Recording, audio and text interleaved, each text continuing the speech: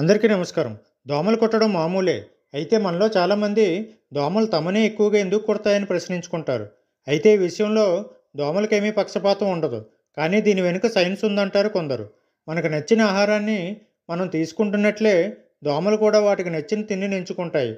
దోమలను ఆకర్షించే అంశాలేంటి? దీని వెనుక కారణాలేంటో ఇప్పుడు తెలుసుకుందాం. దోమలకు రక్తం అంటే చాలా ఇష్టమని చాలామంది చెబుతారు. అందులో కొంత వాస్తవం ఉంది. దోమలు కొన్ని రక్త వర్గాలకు చెందిన వారిని కుట్టడానికే ఇష్టపడతాయి.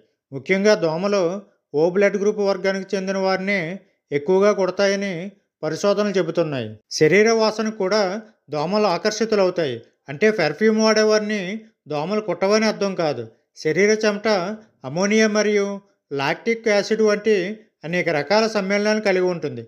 ఇది దోమలను విపరీతంగా ఆకర్షిస్తుంది. బ్యాక్టీరియా ఎక్కువగా ఉన్న చోట దోమలు ఎక్కువగా ఉంటాయి. అపరిశుభ్రమైన ప్రదేశాల్లో దోమలు ఎక్కువగా ఉండడానికి ఇదే కారణం. ఒక పరిశోధన ప్రకారం దోమలు మన పాదాలను ఎక్కువగా కొడతాయి. ఎందుకంటే పాదాలలో బ్యాక్టీరియా ఉండే అవకాశాలు ఎక్కువగా ఉంటాయి.